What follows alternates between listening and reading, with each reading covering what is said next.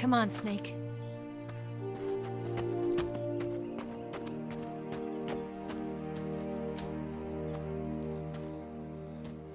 We made it. We made it. Over there.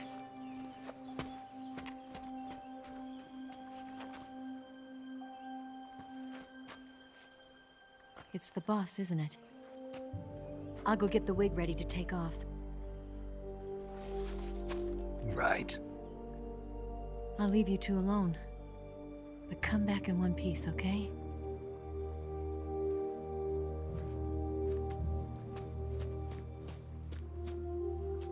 Promise me!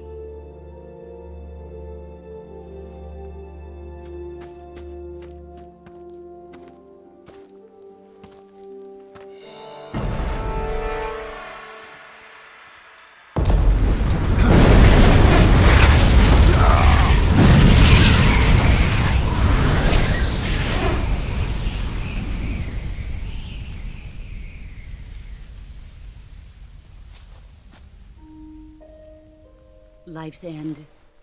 Isn't it beautiful? It's almost tragic.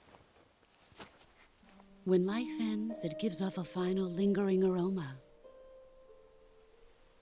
Light is but a farewell gift from the darkness to those on their way to die. I've been waiting, Snake, for a long time. Waiting for your birth, your growth, and the finality of today. Boss. Why are you doing this? Why? To make the world one again. The world used to be whole. But with the end of the Second World War, the philosophers began to fight amongst themselves, and the world was torn apart. The Cobras, my comrades who trained and fought alongside me, were torn apart as well. The foibles of politics and the march of time can turn friends into enemies just as easily as the wind changes. Ridiculous, isn't it? Yesterday's ally becomes today's opposition, and this Cold War... Think back. When I was leading the Cobras, America and Russia were fighting together. Now, consider whether America and Russia will still be enemies in the 21st century. Somehow I doubt it. Enemies change along with the times, the flow of the ages, and we soldiers are forced to play along. I didn't raise you and shape you into the man you are today just so we could face each other in battle. A soldier's skills aren't meant to be used to hurt friends. So then what is an enemy? Is there such a thing as an absolute timeless enemy? There is no such thing, and never has been. And the reason is that our enemies are human beings like us. They can only be our enemies in relative terms. The world must be made whole again. The philosophers must be reunited. I will devote my skills to that purpose. And with the Colonel's money, I will achieve that end. Just as I once created the Cobras. They are my family. I may no longer be able to bear children, but I still have a family. It was November 1st, 1951. I was in the Nevada desert participating in atomic testing. The name Nevada is derived from Spanish, covered in snow, white as snow. And snow is exactly what I saw in that Nevada desert. It froze my blood white. Snake, you were an atomic test subject, weren't you? On Bikini Atoll. That's part of the reason I was drawn to you. You and I are alike. We're both slowly being eaten away by the karma of others. we'll never have the chance to die peacefully of old age.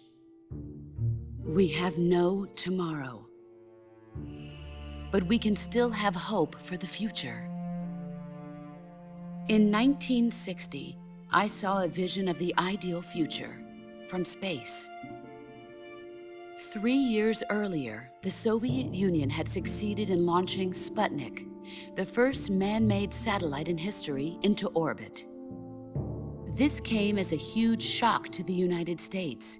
In response, America threw everything it had into its own manned spaceflight project, the Mercury program. Even as the Soviets seemed poised to send their first man into space, America was still experimenting with chimpanzees and rockets. The government wanted human data. So they secretly decided to send a human being into space. I was the one they chose. At the time, they didn't have the technology to block out cosmic rays, and whoever they sent up would inevitably be exposed to heavy radiation. That's why they chose me. After all, I'd already been irradiated once. Of course, you won't find any of this in the history books. I could see the planet as it appeared from space. That's when it finally hit me. Space exploration is nothing but another game in the power struggle between the US and the USSR. Politics, economics, the arms race, they're all just arenas for meaningless competition. I'm sure you can see that, but the Earth itself has no boundaries. No East, no West, no Cold War. And the irony of it is, the United States and the Soviet Union are spending billions on their space programs and the missile race, only to arrive at the same conclusion. In the 21st century, everyone will be able to see that we are all just inhabitants of a little celestial body called Earth. A world without communism or capitalism, that is the world I wanted to see. But reality continued to betray me. In 1961, I was sent to Cuba, to Bahia de Cochinos. It was part of a CIA-sponsored invasion under the guise of taking Cuban exiles back to their country. But the US government betrayed them. Our weak-kneed president held back their air support. Defenseless, the exiles were annihilated by the Cuban army. All I could do was watch in silence. I was set up by the very country I'd sacrificed so much for, by the very government I dedicated my life to defending. I was driven from the surface world, and I went underground. Then, 2 years ago, I faced the sorrow, my old comrade in battle. He was my friend. But one of us had to die. I was left with no choice. The sorrow gave his life for me. There is no enmity between us. One must live, and one must die. That was the mission. The ones who gave me that mission were the philosophers. Early in the 20th century, the true holders of power in the United States, the Republic of China, and the newly formed Soviet Union gathered together in a secret meeting that would later be known as the Wise Men's Committee. The secret pact they formed there marked the beginning of the philosophers. But the last of the original members died in the 1930s. After that, the organization began to run out of control, and the Wise Men's Committee degenerated into a mere shell of its former self. The philosophers of today have no sense of good or evil. Their influence extends to countries and organizations involved in every aspect of every war. They have become war itself. That's how they operate. The sacrifices of war cause a shift in the times. This shift leads to renewed conflict, and in turn triggers the next war. Like a nuclear chain reaction, each conflict sparks countless others, forming an endless spiral that will continue on for eternity. Do you understand what I'm saying, Snake? By consuming me and you, the philosophers intend to keep that cycle going forever. It was my father who explained all of this to me. He was one of them. You see, I am the last remaining child of the philosophers. But after he revealed the truth, my father was killed by that same shapeless, formless organization. And my father isn't the only thing the philosophers have taken from me. In June of 1944, the Cobras and I took part in the landing at Normandy. We'd been given a top-secret mission to locate and destroy enemy V-2 rocket installations. I was pregnant at the time. The sorrow was the father. I gave birth on the field of battle. A beautiful baby boy. But my child was snatched away from me by the philosophers.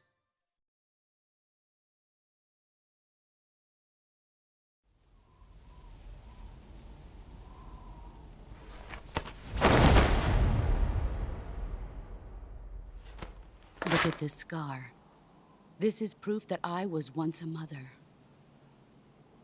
I gave up my body and my child for my country. There is nothing left inside me now. Nothing at all. No hatred, not even regret. And yet sometimes at night, I can still feel the pain creeping up inside me, slithering through my body like a snake.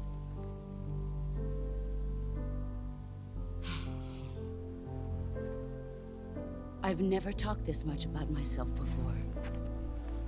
Thanks. Thanks for listening to me.